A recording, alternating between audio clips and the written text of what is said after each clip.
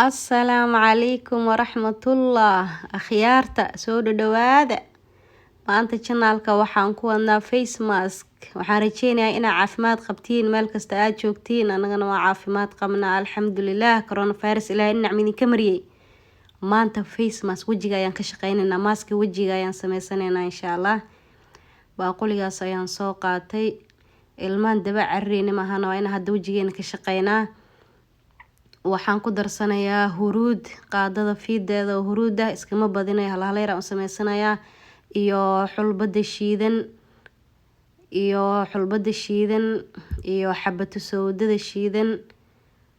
intaas ayaan isku darsanayaa iyo in kale haduu ilaa yiraahdo maasha Allah inta huruudaas iyo xulbadaas iyo huruud miya mise haruud moogi aniga huruud qaybta dhahda ayaan ku jira huruud maasha Allah Soomaaliya iska badan yahay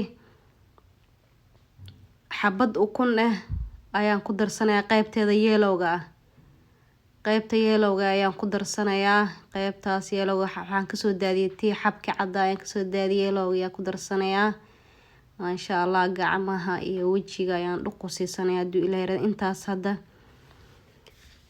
waxaan ku darsanayaa haduu ilaahay raado rose water biyaha uwaxa ayaan ku darsanayaa rose water kaas marka waan ku qiyaasanayaa hal yariis 2 dhibac 3 dhibac marka sida oo adiga qasitaanka ayaa fiirinaysa haduu ka yar adag yahay xogaa oo kale ku darso biyaha iskaga darin rose water-ka kaligiis ku qaso marka biyaha iskaga darin hada aragtay inuu adag yahay rose water-ka ku darso in qiyaas biyana ha iska dhigin marka maasha Allah wajigaada dhuqu siisanaysa haduu ilaahay yiraahdo inta ka soo hartay iyo ukunta xabkeedii cadaha iska daadin inta ka soo hartay iyo ukunta xabkeedii inta isku dartid in yar oo malab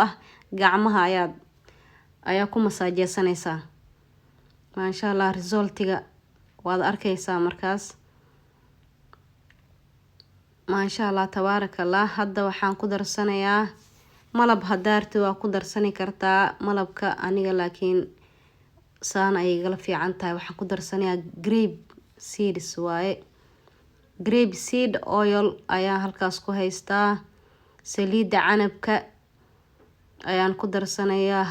huruuda kaligeed hadaan marsado wajiga sensitive ayaan huruuda ku ahay wajiga ayaan cunaayo nabra iga soo daadanayaan laakiin grape seeds marka ku darsid oilkaas waxaas dhan oo ka baxay huruudada si raaxo leh ay wajiga kugu marsanaanaysa wax ku cunayo malahan sensitive kuma noqonaysid way ka dajinaysaa waan bogay maaski waa ii diyaar hadda waan marsanayaa inta iga soo hartayna iyo ukunta xabkeedii cadda intaan isku daray hal yar oo malab ayaan gacmaha ku masaajeysanayaa waxaad u ekaanaysaa joojoola yar hadda dhashtay ayaa u ekaanaysaa digaagta ilmaheeda yarka marka ukunta ka soo dhaxbaxo camal ayaad u ekaanaysaa waad mahadsantihiin daawashadiina videoga subscribe-ta like-ta comment iyo share-ta waa xaqiina